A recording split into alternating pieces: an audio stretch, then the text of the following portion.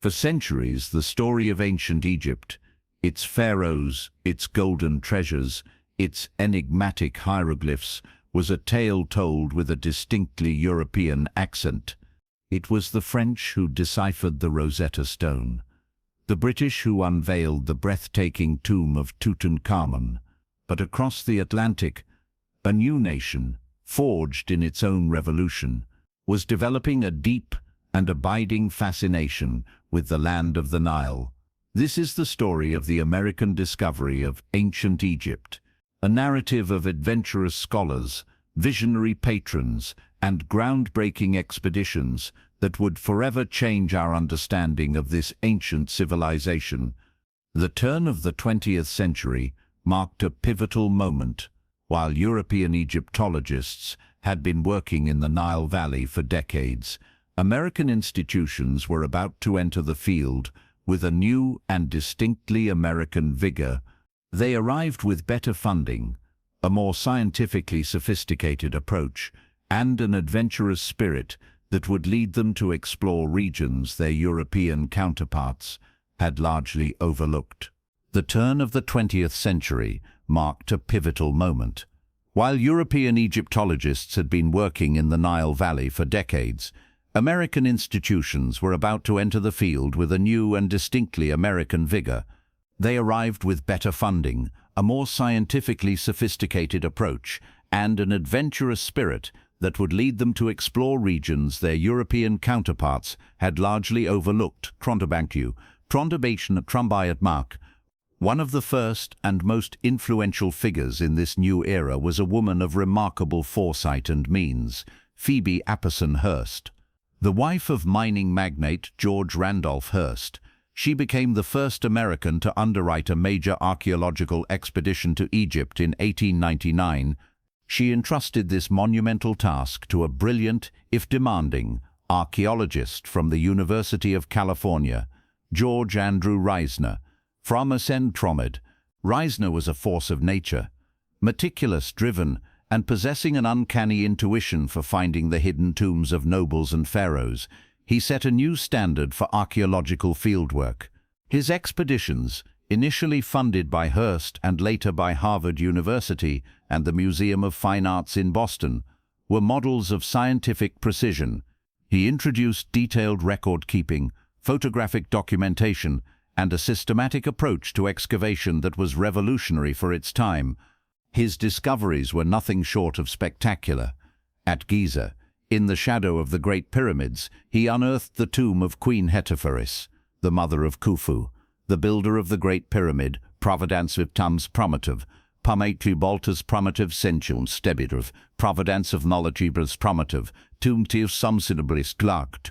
Though the tomb had been plundered in antiquity, its treasures remained, including an inlaid bed canopy, golden jewelry, and an alabaster sarcophagus.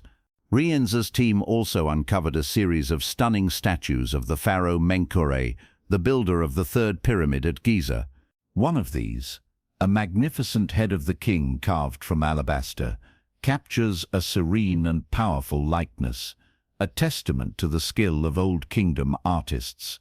Another find, a wooden statue of a young boy, is a modest masterpiece, its worm-eaten surface telling a story of survival over millennia and connecting us to the past in a deeply personal way.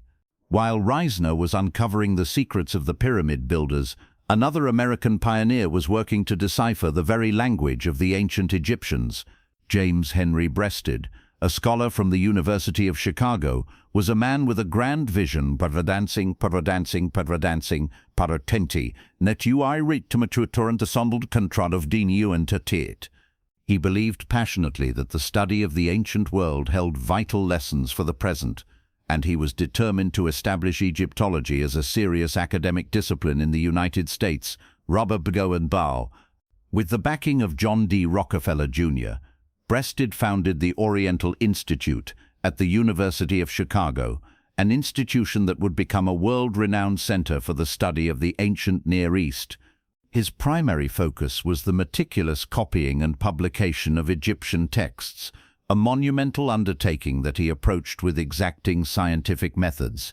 His teams of epigraphers and artists created incredibly detailed drawings of inscriptions and reliefs, preserving a vast repository of knowledge that was in danger of being lost to time and the elements. One of Breasted's most ambitious projects was the Epigraphic Survey, a comprehensive effort to record the inscriptions at the massive temple complex of Medinet Habu in Thebes. The detailed drawings produced by the survey, some of which were featured in the 1995 LACMA exhibition, are a testament to his dedication to preserving the textual legacy of ancient Egypt. A unique aspect of the American contribution to Egyptology was the expansion of exploration beyond the traditional borders of Egypt proper. American expeditions were among the first to seriously investigate the ancient culture of Nubia, a civilization that flourished in what is now modern-day Sudan. 4. This region, with its distinct customs and powerful dynasties, had a long and complex relationship with its northern neighbor. The excavations at sites like Kerma and Gebel Barkal revealed a rich and sophisticated culture that had for too long been in the shadow of Egypt. One of the undisputed highlights of the American archaeological endeavors in Egypt was the discovery of a massive Ptolemaic gateway at Coptus, unearthed in 1923 by Dowes Dunham of the Museum of Fine Arts in Boston. This 12-ton sandstone structure was covered in beautifully preserved reliefs. For decades, its massive blocks lay in storage, but for the 1995 exhibition at the Los Angeles County Museum of Art, this magnificent gateway was reconstructed for the very first time, allowing the public to witness the grandeur of Ptolemaic temple architecture. The vibrant red and blue pigments and traces of gilt still visible on its surface offered a surprising glimpse into the original, colorful world of ancient Egypt. 13. The burst of American activity in the early 20th century was followed by a lull, but the mid-1960s saw a resurgence of American projects in Egypt. This was largely spurred by the International Nubian Salvage Campaign, a massive effort to rescue ancient sites from the rising waters of the Aswan High Dam. This campaign brought together scholars from around the world and reignited American interest and investment in the region. This renewed focus led to a deeper and more collaborative approach to archaeology. The era of treasure hunting was long over. The new generation of American Egyptologists, working closely with their Egyptian colleagues, were focused on a fuller understanding of ancient Egyptian civilization in all its complexity. Even spectacular discoveries, like the excavation of KV5, the sprawling tomb of the sons of Ramesses II, were viewed as pieces of a much larger historical puzzle. The 1995 exhibition at LACMA, The American Discovery of Ancient Egypt, was a landmark event. It brought together over 250 objects spanning 4,500 years, each one a testament to the contributions of American archaeologists. For the first time, the names of pioneers like George Reisner, James Henry Breasted, and Herbert Winlock took center stage, their stories interwoven with the objects they had brought to light. The exhibition was more than just a collection of beautiful artifacts. It was a reflection on the enduring connection between America and ancient Egypt.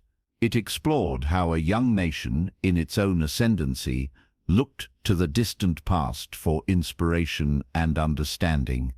It celebrated the spirit of scientific inquiry, the dedication of scholars, and the generosity of patrons who made this American journey of discovery possible. From the quiet halls of American museums to the sun-drenched landscapes of the Nile Valley, the legacy of these pioneers endures. They helped to build some of the most important Egyptian collections in the world, at institutions like the Museum of Fine Arts in Boston, the Brooklyn Museum, and the University of California, Berkeley, and they fundamentally reshaped our understanding of a civilization that continues to captivate and inspire us. The American discovery of ancient Egypt is a story that is still being written, a testament to the timeless allure of the pharaohs and the enduring power of human curiosity.